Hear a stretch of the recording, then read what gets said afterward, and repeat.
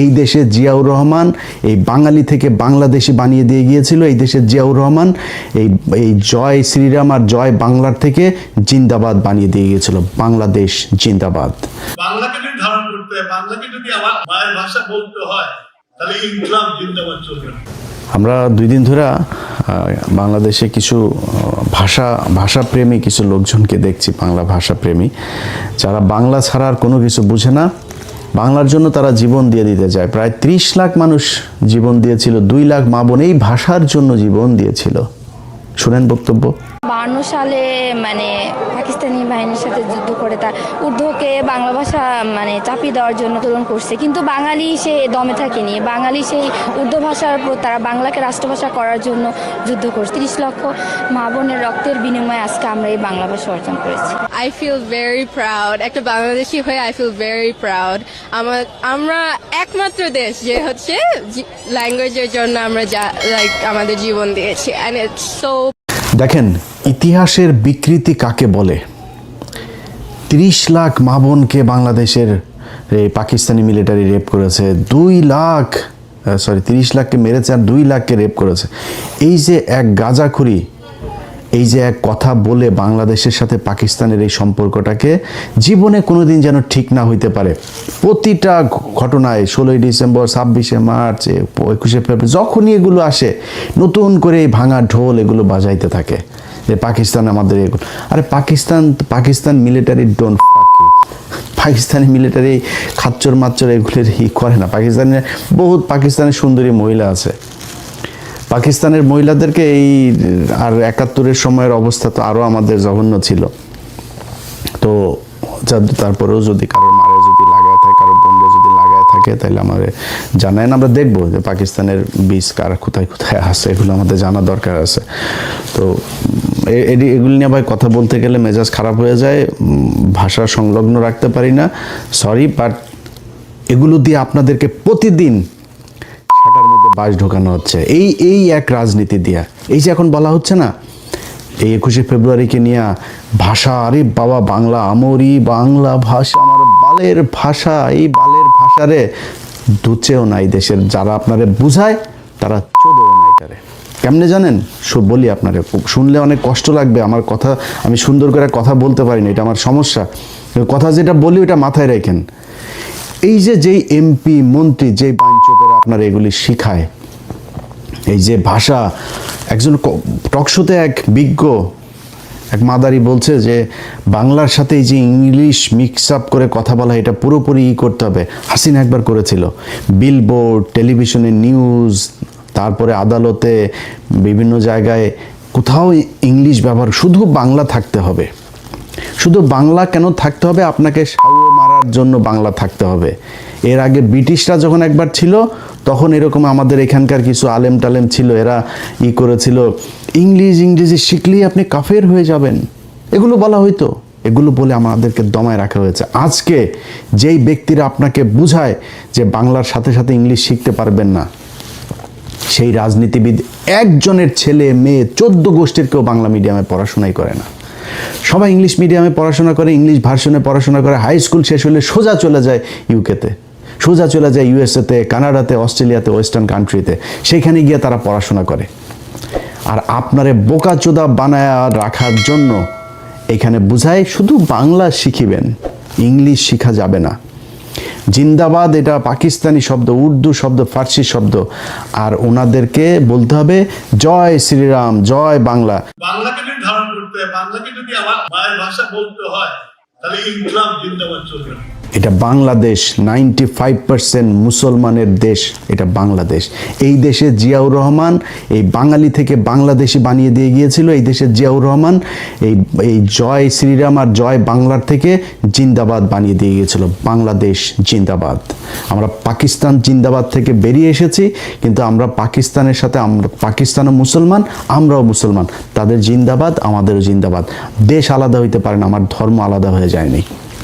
পাকিস্তানের মুসলমানরা আমাদেরকে কতটুকু মহব্বত করে, কতটুকু ভালোবাসে, ইউটিউবে যায়েন। বাংলাদেশের অনেক ব্লগার দেখলাম পাকিস্তানে গিয়েছে গেল 1 বছরে, তাদের ভিডিওগুলো দেখেন, পাকিস্তানের একটা মানুষ যখন শুনে আপনি বাংলাদেশ থেকে গিয়েছেন, জড়ায় ধরে, খাবারের বিল নেয় না, গাড়ির বিল নেয় না, ওইখানে যে পাঠাও উবারের মতো আপনার রাইড শেয়ার মোটরসাইকেল আছে, মোটরসাইকেলে শুনছে যে সে বাংলাদেশ থেকে গিয়েছেন, ভাড়া নেয় নাই, দেখেন ইউটিউবে। আর সেই পাকিস্তানের মানুষের সাথে আমাদের দ্বন্দ্ব বাঁধিয়ে রাখা হয়েছে। আজকে বাংলাদেশে যদি ইন্ডিয়ার সাথে যুদ্ধ বাঁধে, সবার আগে এই পাকিস্তান আপনার পাশে এসে দাঁড়াবে। ভাই ভুলা যান পাকিস্তান কি করবে না করবে, পাকিস্তানের সাথে আমার কি সম্পর্ক, সব ভুলা যান, আমার দরকার নেই। কিন্তু আপনি পাকিস্তানের সাথে এই সম্পর্কের এই যে কৃত্রিমভাবে তৈরি করে এটার মাধ্যমে যখন আপনি ভারতের সাথে সম্পর্ক ভালো করার জন্য চেষ্টা চালাবেন, তখন আপনার এই দেশকে সারা জীবন, আপনার মৃত্যু পর্যন্ত এটাই গোলামী রাজ্য হিসেবে আপনি করে। আজকে আজাদি শুনলেও তাদের কষ্ট লাগে। আর ওটা আজাদি মানেটা কি? আমি আজাদি চাবো না, আজাদি শব্দটা শুনে তাদের কষ্ট হইতেছে। ইনকিলাব জিন্দাবাদ, এই জিন্দাবাদ বাংলাদেশে যতদিন থাকবে ততদিন বাংলাদেশ থাকবে, এবং যতদিন এই জিন্দাবাদ বিএনপির সাথে থাকবে ততদিন বিএনপি বাংলাদেশে থাকবে, তারপরে বিএনপি থাকবে না। কেন থাকবে না জানেন? আপনি যেদিন বাংলাদেশি থেকে বাঙালি হবেন, পশ্চিমবঙ্গ, ওয়েস্ট বেঙ্গল আর ইস্ট বেঙ্গল হয়ে যাবে, এবং ওই বাঙালি আর আমার মধ্যে কোনো পার্থক্য থাকবে না।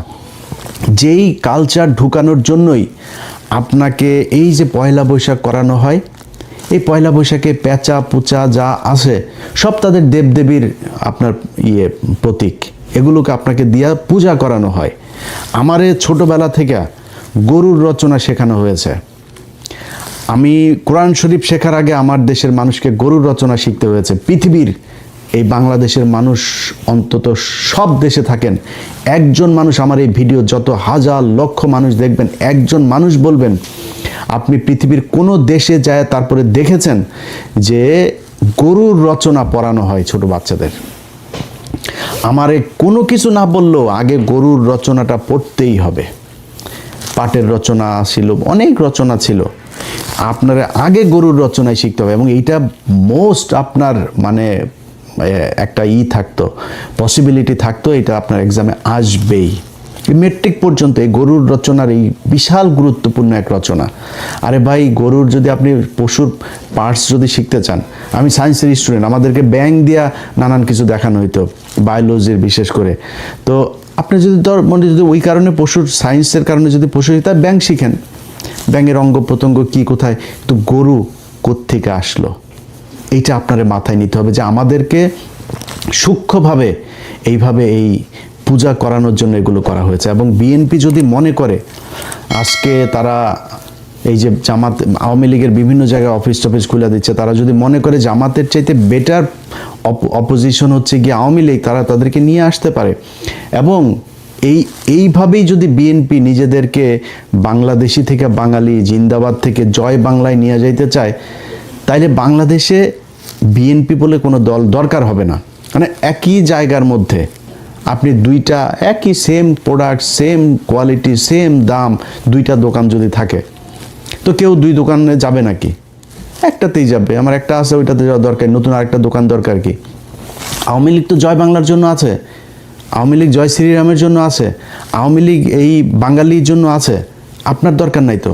এখন আপনি যদি মনে করেন এখন একটু পজিশন ভালো না, আপনি মনে করছেন এই চারিদিকে সব আপনার প্রশাসন, আপনার মিডিয়া, আপনার ইন্ডিয়া, আপনার সব হামারা, এটা যে মনে করেন না, এই দিন থাকবে না আপনার। আপনি সময় দেন, ইন্ডিয়া কখনোই তার সবচেয়ে বেস্ট চয়েস হচ্ছে আওয়ামী লীগ, আপনি সেকেন্ড চয়েস। বিএনপি বাংলাদেশে ইন্ডিয়ার জন্য সেকেন্ড চয়েস, তারা ফার্স্ট চয়েস রেখে কখনোই সেকেন্ড চয়েসে আসবে না। সো তারা 2 দিন পরে সামনে নির্বাচনে যখন আপনি আওয়ামী লীগকে রাজনীতি করার সুযোগ দিবেন, জামাত ইসলামের এই পলিসিও মাথায় আছে, তারা যদি পরিস্থিতি খুব খারাপ দেয় তারা রাজনীতি করবে না। আমি এটা জামাতের মানে কেন্দ্রীয় কোনো পলিসি না, আমি জামাতের কেউ না, যেহেতু আমি তাদের কোনো একজনের সাথে কথা হচ্ছিল, মানে উনি বলছিলেন যে ভাই আমাদের বেশি চাপাচাপি করলে আমরা পলিটিক্স বাদ দিয়ে দেবো, আমাদের মানুষ তৈরি করার দরকার, আমরা মানুষ তৈরি করব, 10 বছর 20 বছর 25 বছর পরে দেখা যাবে কি হয়। যদি সরে যায় আপনি আওয়ামী লীগকে নিয়ে রাজনীতি করবেন, আপনি মনে করছেন যে ও আমরা তো এখন উপরে আছি, আওয়ামী লীগ আমাদের পিছনে এসে চামচার মতো ঘুরবে। শোনেন ভাই, সরাসরি একটা কথা বলি, একটা এলাকায় 2 শ্রেণীর বাটপার আছে। একটা দুর্নীতিবাজ বাটপার এই চোর স্যাচ্চোর আছে দুইটা, একটা আওয়ামী লীগের আর একটা বিএনপির চোর স্যাচ্চোর বাটপার এগুলো সব এদের মানে দুর্নীতি করে এই চুরি করেই তাদের চলার ইচ্ছা, এই জন্যই তারা রাজনীতি করে না, রাগ ঢাক রাখার কিছু নাই। কিন্তু তাদের টার্গেট হলো কি, তারা খুব ভদ্রভাবে থাকে, একটু ভদ্র কিসিমের অসহায় কিসিমের এই চোর বাটপারগুলি হলো বিএনপি করে। আর আওয়ামী লীগেরগুলো হলো দুর্ধর্ষ, তারা খুব ক্রুয়েল হয়, খুব হিংস্র হয়, এই টাইপের চোর বাটপারগুলো আওয়ামী লীগ করে।